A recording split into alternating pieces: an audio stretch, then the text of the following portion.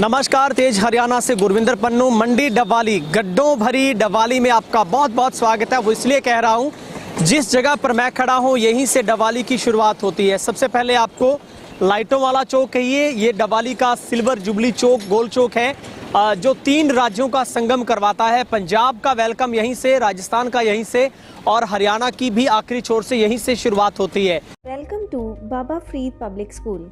ICSE से मान्यता प्राप्त गोवा केरल के अनुभवी स्टाफ के साथ फुली AC व हॉस्टल की सुविधा के साथ प्रदूषण रहित शांतमय वातावरण, प्रत्येक कमरे के साथ अटैच्ड वॉशरूम, संतुलित शाकाहारी भोजन और हॉस्टल में ही अध्यापक द्वारा एक्स्ट्रा क्लास भी उपलब्ध है। अपने सपनों को साकार करने के लिए आज ही दाखिला लें। मगर यहाँ पर जिद ऐसी है कि यहाँ पर इन गड्ढों को भरवाने के लिए राजनीति भी खूब होती है। विधायक से लेकर समाज सेवियों से लेकर तमाम जो लोग हैं, इन गड्ढों को भरवाने के लिए फोटो सेक्शन भी होता है, प्रेस नोट भी जाते हैं। और अच्छी बात है कि विधायक B&R डिपार्टमेंट से, B&R विभाग से वो कांटेक्ट भी करते हैं, इन गड्ढों को भरा भी जाता है। इन्हीं गड्ढों से राज्यपाल भी गुजर जाते हैं, रोजाना SDM भी गुजरते हैं, SP भी गुजरते हैं, कई DSP गुजरते हैं। और आप कहिए कि डबवाली का पूरा प्रशासन इन्हीं गड्ढों से ऐसे ही दुश्वार होता हुआ आता और जाता है। मगर किसी के साथ उनको कोई नाता नहीं या सरोकार नहीं, यही समझा जा सकता है। डबवाली की किस्मत में ये गड्ढे हैं। डबवाली को जिला बनाए जाने की कवायद और सुर्खियां चल रही है कि कभी भी जिला घोषित हो सकता है। मगर सबसे पहला हिसाब तो चुकता इन गड्ढों का करना है, जहां पर लोग रोजाना 2-4 होते हैं, लोगों को चोटिल होना पड़ता है, बाइक सवार गिरते हैं और गाड़ियों का भी नुकसान होता है। इसी चौटाला हाईवे पर अगर आप 54 नंबर हाईवे पर देखेंगे तो यहाँ से लेकर आगे अगर आप स्टेट बैंक ऑफ इंडिया या फिर आप आगे के जितने भी शोरूम और बैंक किसी के ऊपर हैं, वहाँ पर भी सड़क सबसे संत निरकारी भवन के पास भी पूरा हाईवे बीच से टूटा है। समझ से बाहर है कि रोजाना दर्जनों से ज़्यादा प्रशासनिक जो अधिकारी इस सड़क पर गुजरते हैं, लेकिन किसी को ये तरस नहीं आता कि इन गड्ढों को भरवाया जाए।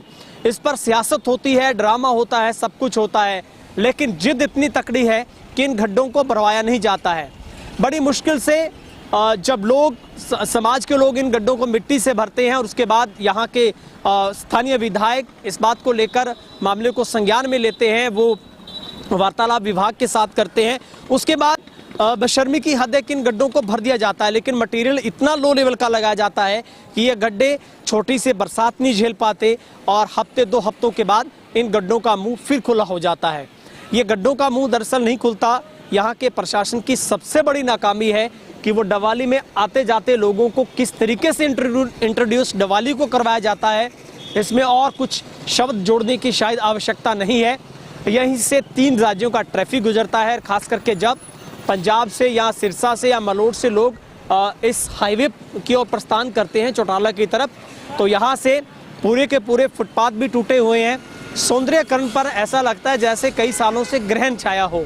बेसहारा पशुओं की भरमार यहाँ पर है और यही लोग समस्याओं से जूझते रेंगते लोग यहीं से गुजरते हैं। लेकिन सबसे बड़ा सवाल है, कितने सालों में इन गड्ढों को कितनी बार भरा गया, लेकिन फिर भी कोई स्थायी हल अब तक नहीं निकाला गया है।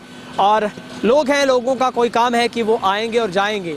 हर व्यक्ति जब पीड़ा में होता है तो वो या तो बड़े अधिकारी को याद करेगा या फिर यहाँ के राजनीतिक लोगों को याद करेगा। लेकिन सबसे बड़ा सवाल और जिम्मेवारी तो प्रशासन की ये तय होती है। आखिर लोगों की ज़िंदगी के साथ खिलवाड़ होने के बाद, लोगों को मुश्किल में धकेलने के बाद या फिर विधायक के उठाने के बाद, सबसे बड़ा सवाल है क्या विधायक को एक गड्ढे के लिए भी प्रशासन को बोलना पड़ेगा? ये प्रशासन की जवाबदेही बनती है। और अगर B&R विभाग या NHIA की तरफ से इसके ऊपर कोई संज्ञान नहीं लिया गया तो निश्चित तौर पर उन लापरवाह अधिकारियों पर भी कार्रवाई होनी चाहिए जिनकी जवाबदेही इसके लिए बनती थी। मैं उम्मीद करूँगा इस मसले पर आप अपनी राय भी कमेंट सेक्शन में रखेंगे ताकि इसका स्थायी हल हो सके। बहुत बहुत शुक्रिया।